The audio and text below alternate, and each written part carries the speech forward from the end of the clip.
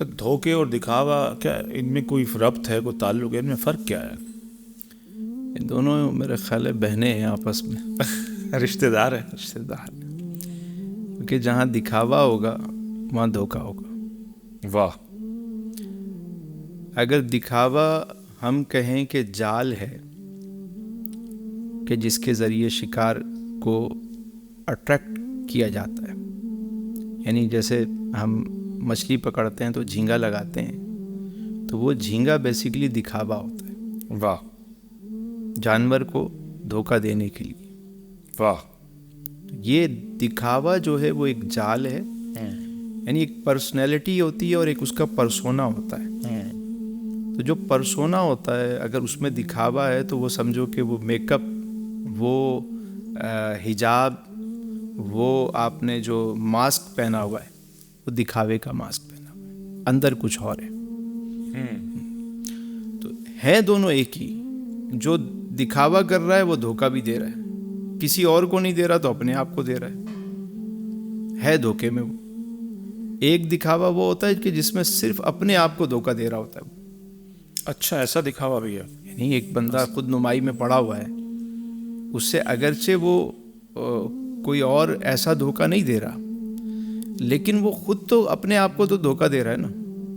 اور ایک وہ شخص ہے کہ جو دکھاوا اس لیے کر رہا ہے کہ تاکہ اس جال میں لوگ آئیں اور میں ان کو شکار کروں. تو دونوں طرح کے لوگ ہیں. یعنی کہ دھوکا اور دکھاوا دونوں. جہاں دکھاوا ہوگا وہاں دھوکا ہوگا، جہاں دھوکا ہوگا وہاں دکھاوا ہوگا. یہ لازم و ملزم ملزوم ہے. دکھاوے کے ذریعے جو آج کل زیادہ تر دھوکے دیے جا رہے ہیں وہ مطلب کس طرح کے دھوکے ہیں؟ مذہب کے نام پہ بھی دھوکا ہے. اور مذہب تو دھوکے سے روکتا ہے. مذہب تو روکتا ہے دھوکے سے، لیکن مذہب کے ذریعے دھوکا دینا آسان ہوتا ہے، کیونکہ لوگ اس کی میٹھی میٹھی اور اس کا حلیہ دیکھ کے، اور اقبال نے کہا نا کہ لباس خضر میں ہزاروں رہزن بھی پھرتے ہیں. تو جب لباس خضر ہوتا ہے تو بندہ مرعوب ہو جاتا ہے، شکار ہو جاتا ہے. تو مذہبی دھوکے باز بھی بہت ہیں جو مذہب کے نام پہ دھوکا دے رہے ہوتے ہیں. تو وہ کس لیے دیتے ہیں دھوکا؟ لیکن دھوکا دنیاوی منفعت کے لیے ہوتا ہے. دھوکے کا مقصد کیا ہوتا ہے؟ کسی کو بیوقوف بنا کے لوٹنا. تو وہ مذہب سب سے آسان طریقہ ہوتا ہے کہ مذہبی لٹیرے جو ہوتے ہیں، نہ ہینگ لگے نہ پھٹکڑی، رنگ آئے، رنگ بھی چوکھا آ گیا. تو وہ زیادہ آسان ہوتا ہے شکار کرنا. اور دوسرا، لوگوں کو آپ کی بات بہت بری لگ سکتی ہے. سر دیکھیں، دین نے تو فرمایا کہ جو دھوکا دے وہ ہم میں سے نہیں ہے. اللہ کے رسول صلی اللہ علیہ وآلہ وسلم کی حدیث ہے کہ جو مسلمانوں کو دھوکا دے وہ ہم میں سے نہیں ہے. تو ایسے لوگوں کے بارے میں اگر ہم نے کوئی سخت بات کی تو کیا کہا اس میں؟ اگر کسی کو بری لگتی ہے تو 100 بار لگے، بار بار لگے. تو ہمیں اس سے کیا لینا کہ وہ کسی کو بری بھائی بات جو سچ ہے وہ کہیں گے نا. اس بات کو ایک بہت خوبصورت انداز سے مولانا روم نے بیان کیا. اچھا. ہاں سر، ضرور. ایک حکایت ہے ان کی، اور میں سمجھتا ہوں کہ کمال ہے سر مولانا روم سر. اور کیا آسان انداز میں سمجھاتے ہیں. یعنی یہ حکایت جو میں آپ کو ابھی عرض کرنے لگا ہوں، میں سمجھتا ہوں کہ یہ 1000 کتابوں کا نچوڑ ہے، جس سہل انداز میں انہوں نے بات سمجھائی. سر بڑا شوق ہو رہا ہے سننے کا. فرماتے ہیں کہ ایک میاں بیوی تھے. خاتون جو ہے وہ ضرورت سے زیادہ پارسا بنتی تھی. اچھا. نیک بنتی، اور شوہر کو بڑا مرعوب رکھتی تھی کہ وہ بہت نیک ہیں، متقی ہیں، بہت پرہیزگار ہیں، ضرورت سے زیادہ. ایک دن شوہر گھر میں آئے تو وہ ان سے کہنے لگیں کہ یہ جو سامنے درخت ہے آپ اس کو کٹوا دیں. اچھا. اس نے کہا کیوں؟ یہ تو پردہ ہے گھر کا، مطلب اس کے ذریعے سایہ ملتا ہے. نہیں، لیکن اس پہ جو پرندے آ کے بیٹھتے ہیں نا تو جب میں غسل کرنے جاتی ہوں، شاور لیتی ہوں، تو چونکہ ہمارے اس پہ اوپن ہے، تو یہ اوپر سے پرندے بیٹھے ہوئے مجھے دیکھ رہے ہوتے ہیں، تو مجھے اچھا نہیں لگتا، بے پردگی ہوتی ہے. پرندوں سے پردہ؟ پرندوں سے بھی پردہ کرنا ہے مجھے. کیا تقوی ہے؟ تقوی ہے، آپ اس کو کٹوائیں. اس نے کہا اچھا یار باپ، میری بیگم اتنی نیک ہے، اتنا تقوی، اتنی پرہیزگاری. اس نے درخت کٹوا دیا. چند دن گزرے تو وہ دوسرے شہر میں کام کرتا تھا، تو ایک دن وہ اچانک گھر پہ آیا تو دیکھا کہ اس کی بیوی کسی اور کے ساتھ بیٹھی ہوئی ہے، اور غلط حالت میں اس نے انہیں پکڑ لیا. تو اس نے بیوی کو طلاق دی. بڑا دلی اس کو ایک رنج ہوا، صدمہ ہوا، اور وہ مطلب حیران ہوا کہ اتنی نیک اور پارسا بننے والی خاتون نے مجھے ایسے دھوکہ دے دی. اس نے نہ صرف بیوی کو طلاق دی، بلکہ شرمندگی کے مارے وہ شہر بھی چھوڑا اور ایک دور کسی گاؤں میں بستی میں چلا گیا. ایک دن وہاں ایک واقعہ ہوا.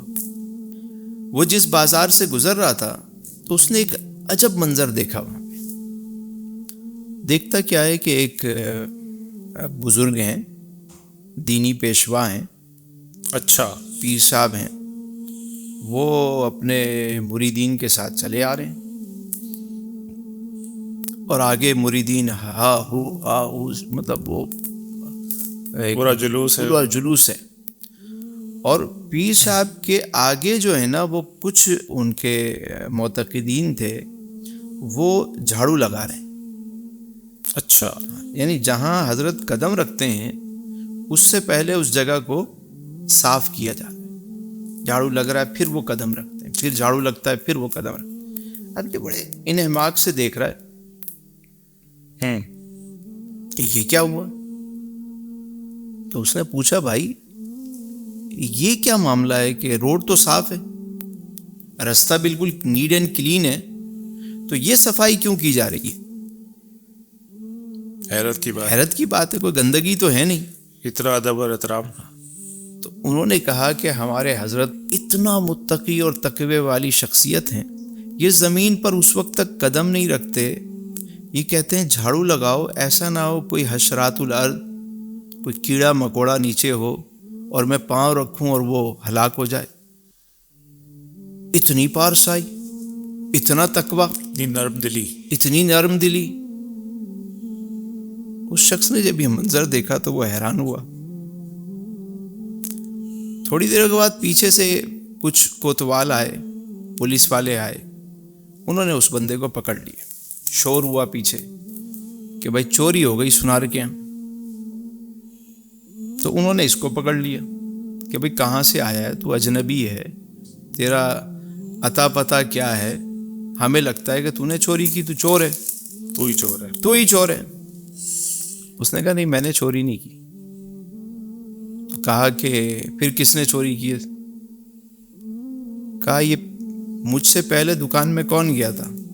میں بھی دکان کے پاس کھڑا ضرور تھا، لیکن پہلے کون؟ کہا وہ حضرت گئے تھے جو تشریف لے جا رہے ہیں. کہا چور یہی ہے، یہ جو حضرت ہیں یہی چور ہیں. یہی چور. کیا بات کر دی. اتنے متقی پرہیزگار. ایسی شخصیت پہ تو چوری کی بات کر رہا ہے جو اتنا تقویٰ و پرہیزگاری نہیں دیکھ رہا تو ان کی. اس نے کہا جبھی تو میں کہہ رہا ہوں، دیکھ رہا ہوں جبھی تو میں کہہ رہا ہوں. اور بات سنو، اگر یہ چور نہ ہو تو میری گردن کاٹ دینا. اتنا یقین. آقا بھائی آپس میں مشورہ کیا انہوں نے. خیر جب اتنی بڑی بات اس نے کی تو انہوں نے ان کو روکا. پیر صاحب کو کوتوال نے کہا کہ آپ کی تلاشی لینی ہے. سارے مریدین نے تلواریں نکالنی کی. کیا بات کر رہے ہو تم؟ کہا بات یہ ہے کہ جس شخص کو ہم نے پکڑا ہے وہ کہتا ہے یہ چور ہے، اور وہ دعوے کے طور پہ کہہ رہا ہے کہ اگر یہ چور نہ ہو تو میری گردن اڑا دینا. اب ہمیں مجبوراً تلاشی لینی پڑے گی. خیر بڑی مشکل سے جب ان کی تلاشی لی گئی تو ان کے جبے سے وہ ہار سونے کا برآمد ہو گیا. استغفر اللہ. اب جب برآمد ہو گیا پولیس والوں نے اس کو پکڑا, دونوں کو لے گئے, اور یہ بات بادشاہ وقت تک پہنچ گئی کہ ایسا ایسا واقعہ ہوا ہے. اور ایک بندے نے کہا کہ چوری اس نے کی, اور جب تلاشی لی گئی تو واقعی سامان برآمد ہوا. قاضی نے جو فیصلہ دینا تھا وہ تو دے دیا اس کے خلاف, لیکن اس شخص کو بادشاہ نے کہا اتنا زیرک معاملہ فہم آدمی کہ دیکھ کے بتا دے کہ یہ چور ہے, تو بھائی صاحب آپ کو کیسے پتا چلا؟ اتنی دانائی اور بینائی کہاں سے آئی؟ یہ حکمت اور دانائی کہاں سے آئی تمہارے اندر؟ ہمیں بھی تو سکھاؤ. اس نے کہا بادشاہ سلامت. اس شخص کو چونکہ اپنی بیوی کا واقعہ یاد تھا, کتنی پارسائی والا قصہ تھا وہ, پرندوں سے پردہ کر رہی تھی وہ. تو اس شخص نے جو جملہ کہا وہ سننے والا ہے. اس نے کہا بادشاہ سلامت, جو شخص ضرورت سے زیادہ پارسائی دکھائے سمجھو کہ وہاں فراڈ ہے. واہ واہ واہ واہ, کیا شاندار طریقے سے بات سمجھائیے. واہ کیا بات ہے مولانا روز. واہ واہ واہ. جو شخص ضرورت سے زیادہ دکھاوا کرے, پارسائی کرے کسی بھی معاملے سمجھو کہ یہاں گڑبڑ ہے. اسی لیے کہا نا کہ رسول اللہ صلی اللہ علیہ وسلم کی زندگی تمہارے لیے بہترین نمونہ ہے. شریعت کے دائرے میں اگر اس کسوٹی پہ ہم پرکھیں گے نا تو ہمیں سمجھ میں آ جائے گا. کیا شریعت نے کسی کو اجازت دی کہ تم راستے میں اس طرح جھاڑو لگا کے قدم رکھو؟ سر یہاں میں گفتگو کو روکتا ہوں, باریک سا سوال پیدا ہو رہا ہے اور اسی گفتگو سے, کیا سر پارسائی کو دکھاوے کی ضرورت پڑتی ہے؟ ہرگز نہیں. کیسے؟ خوشبو کو بھی بھلا اپنا تعارف کروانے کی ضرورت پڑتی ہے؟ بالکل نہیں. تو بس, لیکن جو اپنا تعارف کروا رہا ہو تو سمجھیں گڑبڑ ہے, سمجھیں دال میں کالا ہے. حضرت آ رہے ہیں تو پہلے جو ہے نا لشکر آیا, ہو ہا یہ وہ ہٹو بچو, جہاں یہ سب چل رہا ہو سمجھ جائیں کہ معاملہ کچھ اور ہے. ایک شخص اللہ والے کی خدمت میں آیا, کہا حضور میں آپ کی خدمت پہ رہنا چاہتا ہوں. کافی عرصہ رہا اور کہا حضور اب مجھے اجازت دیں, میں جانا چاہتا ہوں. میاں اپنی خوشی سے آئے تھے, اپنی خوشی سے جانا چاہتے ہو, مرضی ہے آپ کی. ہمارے ہاں تو آنے والے کو خوش آمدید کہتے ہیں, جانے والے کے لیے راہ گزر ہے. تمہاری مرضی, لیکن آئے کیوں تھے اور جانا کیوں چاہتے ہو؟ آپ کی بڑی شہرت سنی, آپ کا بڑا نام سنا کہ آپ صاحب کرامت بزرگ ہیں, لیکن جب میں آپ کی خدمت میں آیا, آپ کے ساتھ رہا, تو میں نے تو کوئی کرامت نہیں دیکھی, اس لیے مایوس ہو کے واپس جا. کہا اچھا ٹھیک ہے. اور میں ایک بات بتاؤ, کیا کبھی خلاف شریعت مجھے کام کرتے ہوئے دیکھا ہے؟ واہ. نا کبھی ایسا نہیں دیکھا. کہ سب سے بڑی کرامت یہی ہوتی ہے. واہ واہ واہ. کوئی شخص تمہیں ہوا میں اڑ کے دکھائے تو یہ کرامت نہیں ہے. ہوا میں تو مکھی بھی اڑتی ہے, مچھر بھی اڑتا ہے, فلائنگ تو وہ بھی کر رہے ہوتے ہیں, پرندے بھی اڑتے ہیں. بے شک. اگر پانی پہ چل کے دکھاتا ہے تو مچھلی بھی تیرتی ہے بھائی. حق سچ ہے, حق سچ. کرامت کیا ہے کہ کیا وہ شریعت پہ عمل کرتا ہے. یہ کسوٹی ہے, ایک کرائٹیریا ہے. اگر آپ کسی کو دیکھنا چاہتے ہیں کہ یہ شخص صاحب تقوی ہے یا واقعی اللہ والا ہے, تو آپ دیکھیں کہ وہ صاحب شرابی ہے, عمل کر رہا ہے. اگر کر رہا ہے تو اس سے ہاتھ ملائیں, نہیں ہے تو چھوڑ دیں. سمپل طریقہ ہے. یہ ضرورت سے زیادہ پارسائی کے ڈنکے بجانا اور اپنے نام کے جو ہے نا وہ بڑے بڑے جو ہے نا وہ معاملات کرنا, سمجھ جائیں دال میں کالا نہیں, پوری دال ہی کالی ہے. علی بھائی ہمارے بزرگ تھے بابا مجید اللہ شاہ صاحب, جن سے ہم نے اکتساب فیض حاصل کیا ماشاء اللہ. وہ اکثر ایک دعا مانگتے تھے کہ یا اللہ میری زندگی میں میری کوئی کرامت ظاہر نہ ہو, اللہ اللہ اللہ اللہ اللہ اللہ اللہ، میری زندگی میں میری کوئی کرامت ظاہر نہ ہو. واہ واہ. جس پہ پھل لگے ہوں گے وہ جھکا ہوا ہوگا، وہ عاجز ہوگا، وہ دکھاوا نہیں کرے گا. اور جسے اللہ عزت دے اسے کسی تشہیر کی ضرورت ہے؟ واہ واہ واہ. یہ جتنے اولیاء کاملین کے مزارات ہیں، انہوں نے کون سا اپنی مارکیٹنگ کی جو آج تک ان کے ڈنکے بج رہے ہیں؟ یہ عزت کس نے دی ہے؟ آج کون ان کی مارکیٹنگ کر رہا ہے؟ آج جو ان کا نام لیتا ہے وہ مشہور ہو جاتا ہے. واہ واہ واہ. دیکھیں، اس واقعے میں ایک اور بات بھی ہے. وہ شخص اس عورت سے محبت کرتا تھا، عقیدت رکھتا تھا، لیکن جب اس پہ یہ راز کھلا کہ یہ مجھے دھوکہ دے رہی ہے، یہ جو ہے وہ دکھاوا ہے، تو وہ نہ صرف اس سے بزن ہوا بلکہ دین سے بھی بزن ہو گیا. اس بات کو حضرت واصف علی واصف استاد محترم نے اس طرح بیان کیا. آپ فرماتے ہیں کہ کبھی بھی کسی قوال سے، کسی شاعر سے، کسی نعت خواں سے، انہوں نے نعت خواں کا بھی ذکر کیا، اکیلے میں مت ملنا، اکیلے میں مت ملنا. کیوں اکیلے میں کیوں نہ ملنا؟ کیونکہ جب تم اس کو محفل میں دیکھتے ہو تم اس سے متاثر ہو کہ بہت زبردست بندہ ہے، بہت زبردست شخصیت ہے، لیکن جب اکیلے میں اس کا رنگ دیکھتے ہو آپ، تو آپ اس سے بزن نہیں ہوتے، آپ دین سے بزن ہو جاتے ہیں. میں نکل جاتا ہے. کیونکہ جب کسی ایسے شخص کو جس کو وہ اپنا مطلب دل و جان سے اس کو اپنا آئیڈیل سمجھتا ہے، جب اس کی کوئی گھٹیا حرکت دیکھتا ہے وہ اس سے بزن نہیں ہوتا. وہ آئیڈیل وہ دین ہی کی وجہ سے اسے بناتا ہے. میں سب کی بات نہیں کر رہا، لیکن جو قوال، جو بڑی اہم بات ہے کہ بڑی دوہری تہری ذمہ داری عائد ہو جاتی ہے. جو لوگ مسجد پر بیٹھتے ہیں تو بڑی خطرناک ذمہ داری ہے. دیکھیں، جتنا فین فالوئنگ آپ کی بڑھے گی، جتنا لوگ آپ کو چاہیں گے، اتنا آپ کو احتیاط کرنی پڑے گی. بات سمجھ میں آ رہی ہے نا؟ ورنہ وہ جو آپ کا چاہنے والا ہے وہ دین سے بزن ہو جائے گا، آپ سے تو ہوگا ہی ہوگا، اس کا اعتماد تمام مذہبی طبقے سے اٹھ جائے گا. میں اپنی گفتگو سے جو اخذ کر رہا ہوں، کرنے کی کوشش کر رہا ہوں، نتیجہ یہ نکل رہا ہے کہ سب سے زیادہ جو دکھاوے کو دور کرنے کی ضرورت ہے وہ دینی طبقے سے دکھاوے کو دور کرنے کی ضرورت ہے. ایک صاحب تھے، ابھی ہم ایک میٹنگ میں گئے، ہمارے دوست ہیں حاجی صاحب، ان کو ایک شخص نے بڑا بڑا لمبا چونا لگایا. اچھا.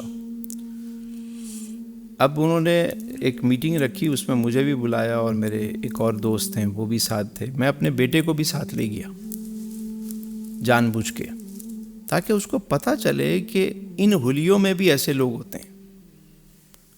جب وہ صاحب تشریف لائے تو جب بیٹھے وہ ہمارے ساتھ میٹنگ میں، تو جب ان سے ہم نے کہا کہ چائے لے لیجئے، پانی لیجئے، کچھ کھائیے، کہنے لگے نہیں، میرا نفلی روزہ ہے، میرا نفلی روزہ ہے. اور ان کا حلیہ اور ان کی چیزیں جب ہم نے دیکھیں تو ہم حیران ہو گئے. لیکن اتنا بڑا چونا لگایا اس نے.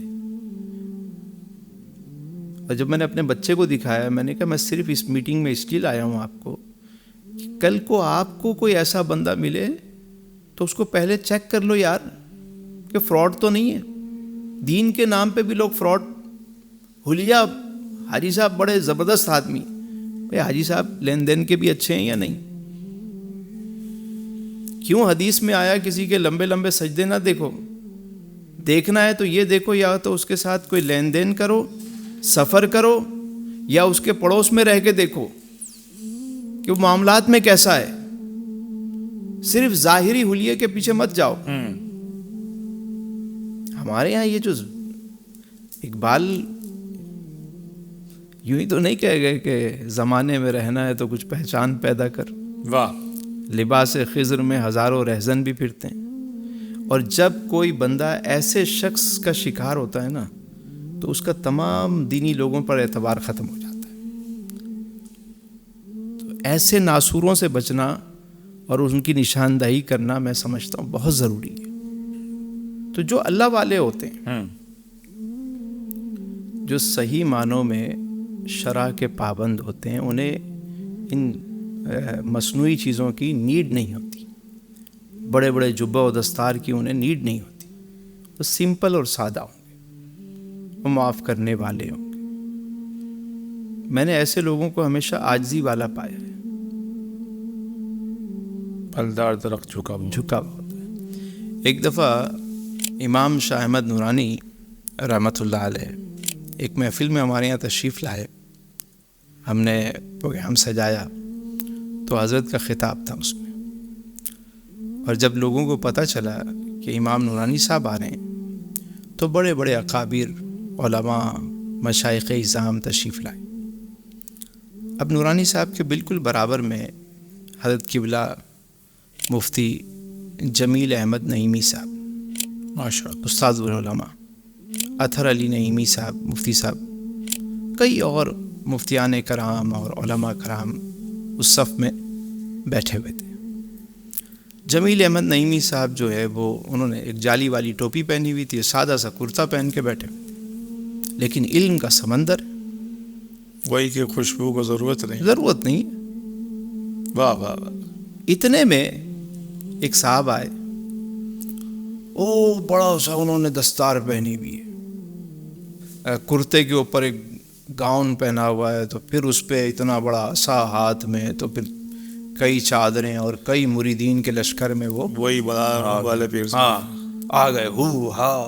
شور کون آ رہا ہے؟ سب دیکھنے لگے کون آ گئے. نورانی صاحب تو بیٹھے ہوئے، آ کون رہا ہے؟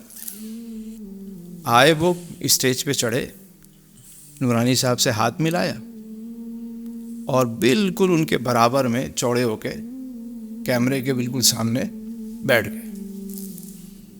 اب ان کے پیچھے استاد العلماء جمیل احمد نعیمی صاحب بیٹھے ہوئے، اور چونکہ سادی سی ٹوپی پہن کے بیٹھے ہوئے وہ تو، اور یہ لوگ جان بوجھ کے ایسا گیٹ اپ کر کے بھی آتے ہیں تاکہ محفل میں ایک روپ پڑ جائے کہ یہی ہیں سب کچھ، جو نظر ایسے بڑے. نورانی صاحب کے ہاتھ میں عصا تھا، ڈنڈا. آپ نے اٹھایا، آپ نے پکڑا، کہا اٹھیے، کھڑے ہوئیے، پیچھے دیکھیے کتنے سارے مجلس. بھائی جب ایک اتنے بڑے عالم کی بے عزتی کر رہا ہے وہ بیٹھ کے، کہ جو پیچھے بیٹھے ہیں وہ استاد العلماء ہیں، ہزاروں علماء کے استاد ہیں، وہ ان کے آگے تم چوڑے ہو کے بیٹھ گئے، تو بے عزتی تو آپ خود کروا رہے ہیں اپنی. یہ لیڈر ہوتا ہے سر. نورانی صاحب نے ڈنڈا اٹھایا، اٹھیے، وہاں جا کے بیٹھیے کونے میں، آپ کو پتہ نہیں پیچھے کون بیٹھا ہوا ہے. کیا عزت رہی. تو ضرورت سے زیادہ دکھاوا. واہ واہ واہ واہ. آج مجھے سمجھ میں آیا کہ امام شاہ احمد نورانی کو امام کو کہا جاتا ہے. امام صاحب بصیرت بزرگ تھے. اتنی جرأت اور اتنا یہ ایک لیڈرانہ قسم کا عمل. نورانی صاحب جیسا لیڈر صدیوں میں پیدا ہوتا ہے، صدیوں میں. تو سر آج ہمارے جو علماء کرام ذی وقار ہیں، ان میں ایسی جرأت اور ایسا نظر نہیں آتا جو صحیح کو روک ٹوک کریں. جرأت کے لیے کردار چاہیے ہوتا ہے. جرأت کے لیے کردار چاہیے ہوتا ہے.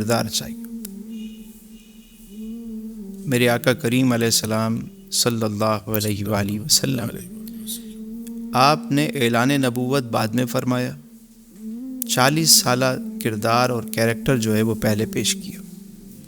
تم میرے بارے میں کیا کہتے؟ لیکن جو کردار کے غازی ہیں وہ بات کرتے ہیں.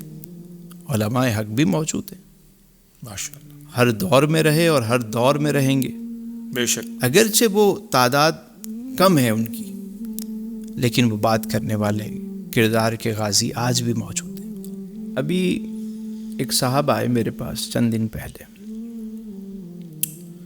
انہوں نے مجھے بتایا کہ فلاں جو حاجی صاحب ہیں وہ فلاں NGO کو اتنے پیسے ہر مہینے دیتے ہیں. تو میں نے کہا یہ تو بہت اچھی بات ہے کہ پیسے دیتے ہیں، لیکن حاجی صاحب کا کام کیا ہے؟ سپاری بناتے ہیں. تو میں نے کہا وہ فلاں سپاری ان کی ہے؟ کہنے حاجی ان کی.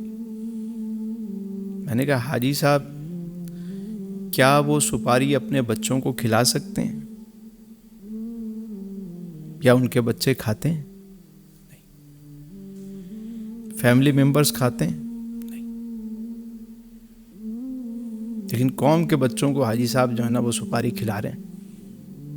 ابھی پچھلے دنوں میں تھر گیا، وہاں ریت میں میری گاڑی پھنس گئی، تو علاقے کے تقریباً 100-200 بچے آئے وہاں کے، اور انہوں نے دھکا وکا لگایا تو گاڑی نکالی.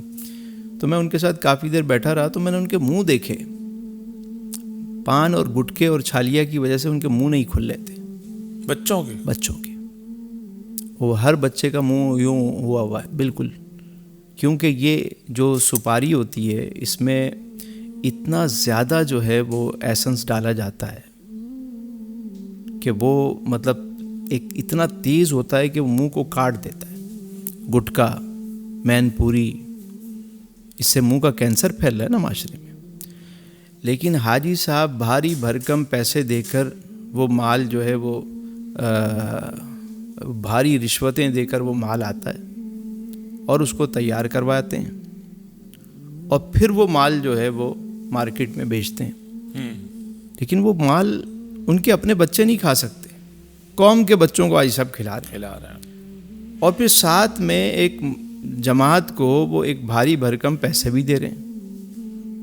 انہوں نے جو پہنا ہوا ہے اس جماعت میں ان کا عہدہ بہت بڑا، نام بہت بڑا. ابھی کوئی چھاپا پڑے گا تو سارے NGO والے ان کے لیے مظاہرہ کرنا شروع کر دیں گے.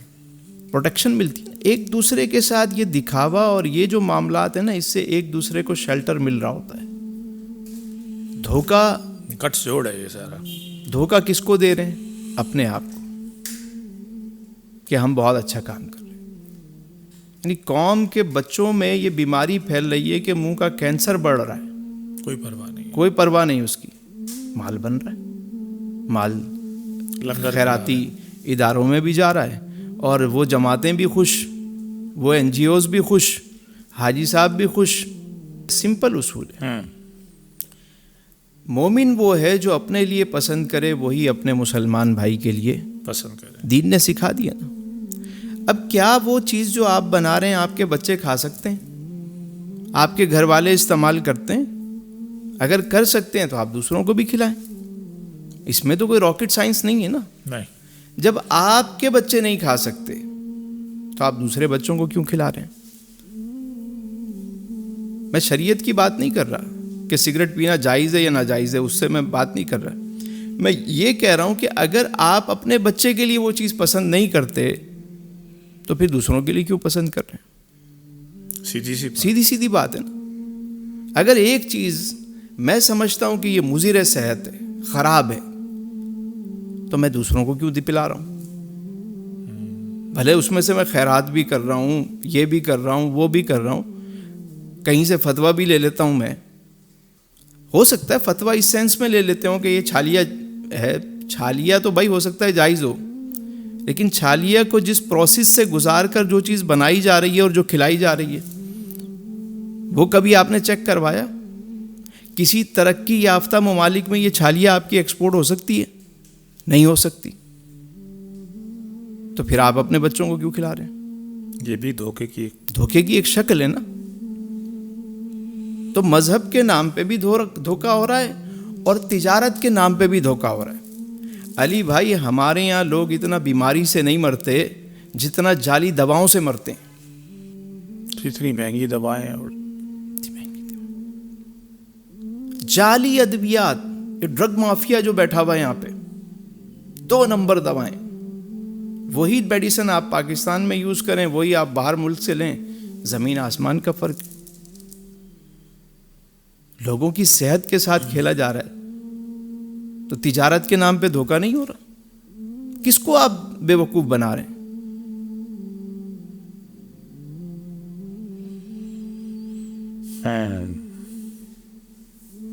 ان کو کوئی غرض نہیں ہے کہ آپ زہر بیچ رہے ہیں یا شہد بیچ رہے ہیں، کوئی فکر نہیں ہے. یہاں تو بالکل بے حسی کی انتہا ہے. اور یہ بات میں ایسے نہیں کر رہا، میرے پاس پروف ہیں اس کے. جب مالک الملک کی بارگاہ میں کھڑا ہوگا انسان کہ انسانوں کو دھوکہ دیا، اس نے اللہ کی مخلوق کو دھوکہ دیا. ایک جانور کو بھی کوئی غلط چیز کھلا رہا ہو، لوگ اس کو روک دیتے ہیں. انسانوں کو غلط چیزیں کھلا رہے ہیں یار، صحت سے کھیل رہے ہیں. ویسے ہم سنتے ہیں کہ فلاں چیز منع ہے، ممنوع ہے، لیکن سب کچھ بن رہا ہوتا ہے، بک رہا ہوتا ہے. تو وہ محکمے جب کرپٹ ہوں گے، یہ کام کیا کرتا ہے محکمہ؟ یہ محکمے صرف جو ہے وہ مال بٹورتے ہیں بس. جب آوے کا آوا ہی بگڑا ہوا ہے تو چلو محکموں کا تو سب کو پتہ ہے، آپ ان کو دے دلا کے آپ کام چلا لو گے، لیکن باقی کیا کرو گے؟ مرنا نہیں ہے، جواب نہیں دینا. دنیا میں تو جزا و سزا کا قانون ہے. اگر یہ نہیں کام کر رہے، مطلب یہ مجھے تو لگتا ہے قیامت کے دن سب سے زیادہ ججز لٹکے ہوئے ہوں گے، سب سے زیادہ وکلا لٹکے ہوئے ہوں گے. یہ جھوٹے مقدمات پہ لوگوں کو لٹکاتے ہیں، اندر کرواتے ہیں، کیس لڑتے ہیں. کرمنل جو جتنے کیسز ہیں، میں نے وکیل صاحب سے پوچھا، اس نے کہا جو کرمنل کیسز ہیں اس میں پیسے تو ہمیں وہاں ملتے ہیں جو جرائم پیشہ بندہ ہو، وہ دیتا ہے مال. کرمنل آدمی تو پیسے کی بوری کھول دیتا ہے کہ مجھے جتوا دو، اور ہم کیس بھی اسی کا لیتے ہیں. پتہ ہوتا ہی نہیں کہ مجرم ہے. ایک ہمارے جاننے والے کا سوئی گیس کا کیس ناجائز تھا، تو 15 لاکھ روپے وہ مقدمے میں انہوں نے خرچ کیے اور 4 سال لگے. 10,000 روپے ان کو جرمانے کی سزا ہوئی آخرکار. علی بھائی، یہ جو مذہبی ہمارے یہاں ایک نمود و نمائش چل پڑی ہے نا، اور یہ چیزیں پھر دماغ بھی خراب کر دیتی. وہ کسی نے بہت خوبصورت بات کہی کہ شخصیت پرستی جو ہے نا، یہ بت پرستی سے بڑا گناہ ہے. واہ واہ، شخصیت پرستی بت پرستی سے بڑا گناہ ہے. کیوں بھائی؟ بت کا دماغ نہیں ہوتا، بت کا دماغ نہیں ہوتا جو خراب ہو جائے. واہ واہ واہ واہ واہ واہ واہ، کیا عمدہ بات ہے. واہ واہ واہ، بت کا دماغ نہیں ہوتا جو خراب ہو جائے. کیا بات ہے. یہاں جو تم نے اس کو اتنا چڑھایا ہوا ہے، کیا عمدہ، اتنی بڑی شخصیت بنائی ہوئی ہے، کیا عمدہ بات ہے. اور دماغ جب اس کا خراب ہوتا ہے پھر وہ ایسی ایسی حرکتیں کر رہا ہوتا کیا دلیل ہے، کیا دلیل ہے. واہ واہ واہ واہ، بہت عمدہ ہے. دلیل. بت کا دماغ ہے کیا؟ وہ خراب کیا ہو؟ کیسے؟ وہ تو ہے اس ہی کو نہیں. کیا پتا کون میری تعریف کر رہا ہے، کون برائی کر کون رہا ہے. میری پوجا کر رہا ہے، مان رہا ہے نہیں مان رہا ہے. جب بندے کو آپ اس کی پوجا شروع کرتے ہیں نا، اس کی شخصیت پرستی کا شکار ہو جاتے ہیں. اس کا جب دماغ خراب ہوتا ہے نا، وہ اپنے آپ کو کچھ سمجھ بیٹھتا ہے، بڑے بڑے دعوے کر جاتا ہے. یہ پیروں کو پر کون لگاتے ہیں؟ یہ مرید ہی تو لگاتے ہیں. انہیں کون مرواتے ہیں؟ یہی تو مرواتے ہیں. واہ. وہ ایک صاحب قصہ سنا رہے ہیں کہ ہمارے حضرت گئے عمرے پہ گئے. اب یہ کرامت بتا رہے ہیں. عمرے پہ گئے اور سائیں، ہمارے سائیں تو ہوٹل میں جدھر قدم رکھتے تھے ادھر لائٹ جل جاتی تھی. اچھا، سائیں تو گئے وضو کرنے، ہاتھ نیچے کیے، پانی خود آ گیا. کیا بات ہے سائی کی. یہ سائیں کی کرامت بیان ہو رہی. جب ایسے لوگ ساتھ ہوں گے تو پھر کیا ہوگا؟ واہ. جب وہ اس سینسر کو بھی کرامت ظاہر کر کے بیان کریں گے تو پھر یہی ہوگا. بدھ کا تو اس کا دماغ تو خراب ہونا ہے، اور پھر وہ بیٹھ جاتے ہیں. سر بڑی شاندار بات. بدھ کا دماغ ہوگا تو خراب ہوگا. دماغ تو انسان کا ہی ہوتا ہے. وقت کے ساتھ ساتھ شکلیں بدل رہی ہیں، تو میں یہ چاہ رہا ہوں کہ ہم اپنے ناظرین کو کچھ ایسی چیزیں بتا سکیں جو وہ اپنے آپ کو محفوظ کر سکیں. آج کل جو سب سے زیادہ دھوکہ دیا جا رہا ہے وہ سوشل میڈیا کے ذریعے مختلف قسم کی ایپس آ گئی ہیں. خاص طور پہ یہ لون ایپس ہیں. یہ کہتے ہیں فوری آپ کو جو ہے نا وہ لون مل جائے گا. فوری یہاں کچھ بھی نہیں ملتا. تو جو اس کا شکار ہو جاتا ہے وہ اس کو پھر بلیک میل کرتے ہیں, پھر سود در سود ان کو دینا پڑتا ہے. 50,000 لیے تو 5 لاکھ روپے تو وہ اس مد میں ہی ان کو لے لیتے ہیں, اور پھر بھی نہیں چھوڑتے بندے کو, بلیک میل کرتے رہتے ہیں. بات سمجھ میں آ رہی ہے؟ تو موبائل ایپس کے ذریعے بہت زیادہ دھوکہ دیا جا رہا ہے. ابھی میں مدینہ شریف تھا تو پیچھے کسی نے ہماری آئی ڈی بنا دی اور لوگوں سے پیسے مانگنے لگے. ہمارے دوست کو فون کی, وہ میسیج کیا, کہنے لگے کہ مجھے فوراً پیسے چاہیے اور ایزی پیسہ کرائیں. کسی سے 50,000, کسی سے 1 لاکھ, کسی. اچھا. میں پوچھا آپ کہاں ہیں؟ کہا تمہیں نہیں پتہ میں مدینہ شریف میں ہوں. تو خیر ہمارے شہر کے لوگ سمجھدار ہو گئے.